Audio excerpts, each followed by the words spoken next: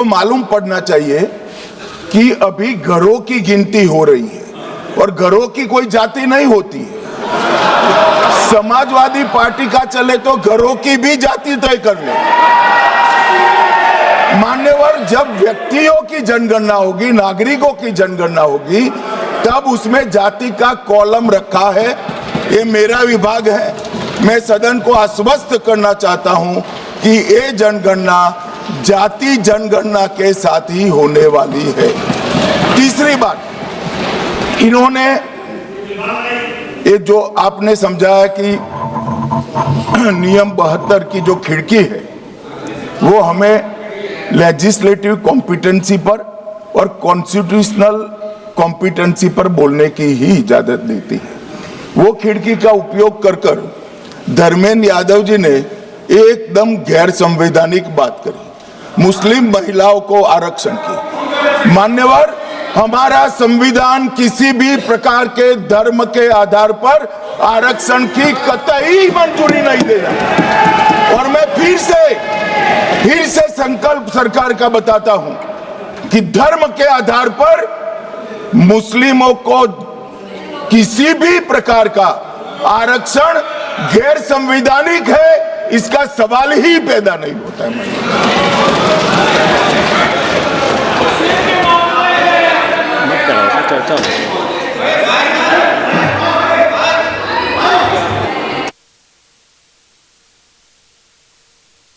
It's not there.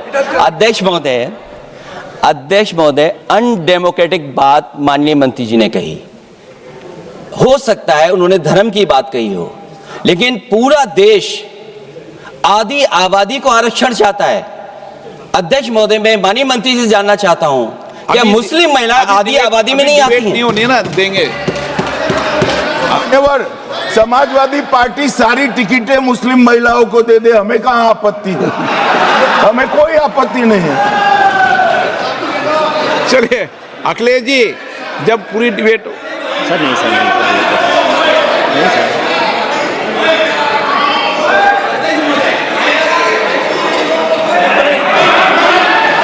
अच्छा, अध्यक्ष महोदय, बहुत विनम्र उससे होकर के किसी को हर्ट न करे वो बात भी मैं कहना चाहता हूं। अध्यक्ष महोदय, जब माननीय प्रधानमंत्री जी को पिछड़ों से वोट चाहिए था, तो माननीय प्रधानमंत्री जी अपने आप को कहा कि मैं पिछड़ी जाति से आता हूं। चलो ये नहीं, चलिए आगे बढ़िए। अब आप डिबेट मत करो ऐसे, ठीक है ना? चलिए, डॉक्टर कोकोली घोष,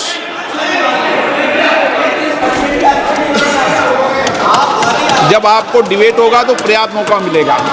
आप सारा विषय रखना, डिबेट के समय कोई दिक्कत नहीं है। Honorable sir, I rise on behalf of All India Trinamool Congress to raise my objection for introduction of this bill for two reasons.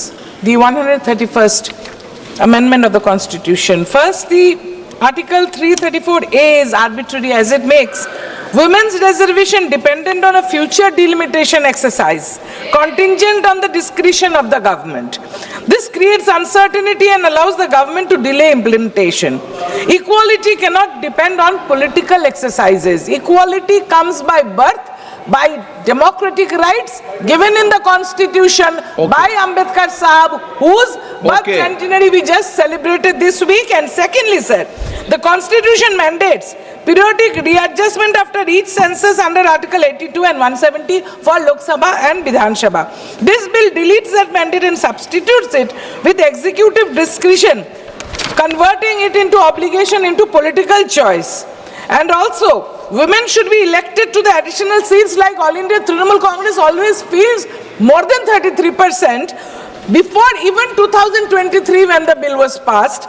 And women will be elected to the additional seats created through reservation without cutting the seats of the existing male MPs. This is chauvinism, this is anti-democratic, it is unconstitutional. Thank you, sir. मुझे लग रहा है कि सदन में सभी मान्य नेताओं को विरोध बिल का करें, उसके पहले अपने मत को दे देंगे तो देश समझ जाएगा। इसलिए पूरी डिबेट के समय मत देना, अभी विधायी क्षमता पे कर लो। चलिए, नहीं वो तो ठीक है, लेकिन मैंने कहा एन.के. प्रेमचंदन जी समझा दो इनको। आप तो एन.के. प्रेमचंदन जी, आप रूल्स में बोलना, ठीक है ना? अगर आप रूल्स में नहीं बोलोगे तो लोग ठीक नहीं समझेंगे। Thank you very much, Mr. Speaker, sir. Sir, I rise to oppose the introduction of 131st Constitution Amendment Bill on the following 6 grounds, and that to the constitutional grounds. I am questioning and challenging the constitutional competency as well as the legislative competence of introducing this bill. So kindly, according to Rule 72(1) proviso, kindly provide me some time so as to elucidate my case regarding the legislative competence of the bill. Sir, number one, the 131st Constitution Amendment Bill is not meant for the women reservation, but it is meant for the delimitation. That is the basic objection we are raising. Sir, always the Honorable Minister, the Home Ministry is always talking about the women's reservation. Already, as per the constitutional provision, this House unanimously, except 2 honorable members, this House unanimously passed the Women Reservation Bill by 2023 Act. That has become the part and parcel of the Constitution that is in existence. That is the same Home Minister has moved the bill, or the government has moved the bill, and that was unanimously passed except 2 members who have voted against. So that bill is in existence. At the time of passing the bill, see, coming to the statement of, sir, no, these are all technical points. These are all technical points. Sir, these are all technical points. Statement of objects and reason should be in consonance with the contents of the bill. That is also a legislative practice. Here it is missing, para 6. Sir, kindly see para 6, just K.C. Venugopal has pointed out it. The next census and the consequential delimitation exercise thereafter will take considerable time. Sir, whether the government is not aware of that, the delimitation process as well as the census process will take time, so that after the delimitation, the women reservation bill can be made practicable only by 2034. At the time of at the time, so that means the statement of objects and reasons are not. Sir, please, and I No, another very आप तो पूरी bill pay debate करने लगे। पूरी bill pay debate के समय सबको पूरा समय दूंगा। Speaker sir. Speaker sir. हाँ, इनके प्रेम से, हाँ, 1 सेकंड में बोल दें आप। एक मिनट से बोल रहा है। हाँ। सर 1 मिनट से हिंदी में बोलेगा।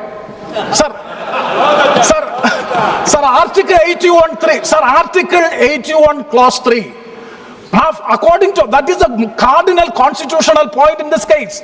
According to that, which census is to be taken for considering the population, that will be as per the constitution. It's a constitutional obligation and mandate. Now the government is changing that constitutional mandate, that as per the law determined by the parliament with simple majority. Sir, with a simple majority. That means a propriety of the constitution. The mandate of the constitution. आप तो intelligent member of parliament उस bill में लाए ना इसको। बालू जी, I rise to oppose.